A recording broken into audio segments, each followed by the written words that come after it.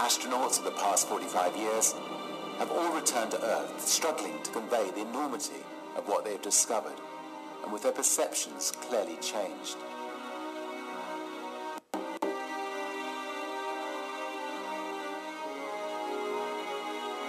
To be able to extend that privilege to people from all walks of life has been a long-held ambition at Virgin.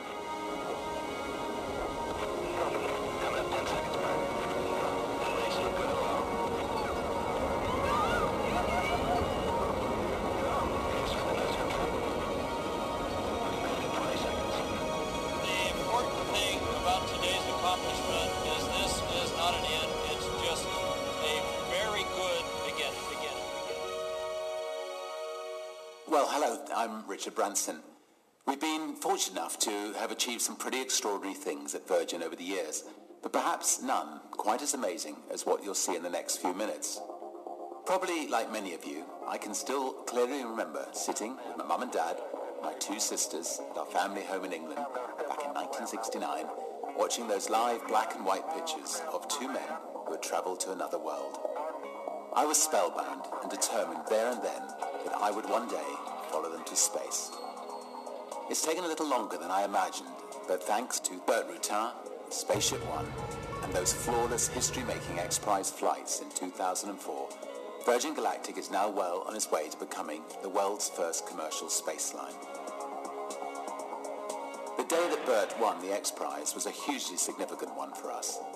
When it was all over, I remember chatting to Bran Binney, the pilot on that epic flight. He's an enormously experienced and talented test pilot and a master of understatement. It's got all the right elements, the people for all the right reasons.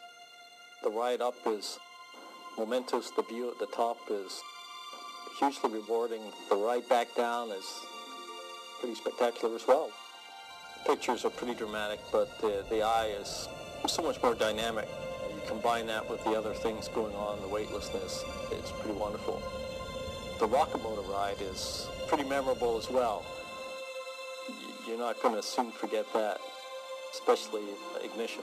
Before you ignite it, you're indicating 140 knots or so.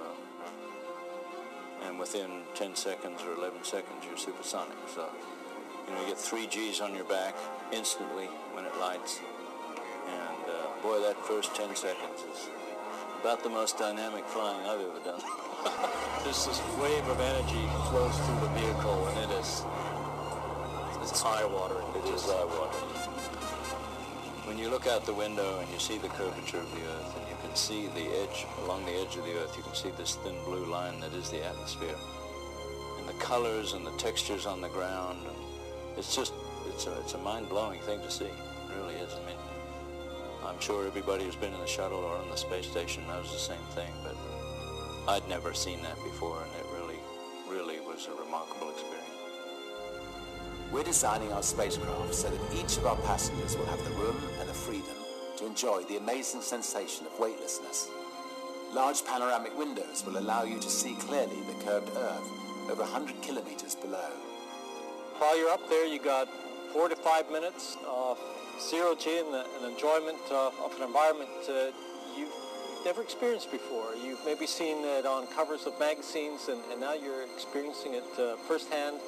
It's a delight. It's a wonder, and I'm sure with everybody being loose in there, they'll be letting go M&Ms and taking pictures of each other. And I mean, it'll just be the most fabulous thing that you could imagine. Our suborbital space trips promise to be the most intense and wonderful experiences that our passengers have ever had.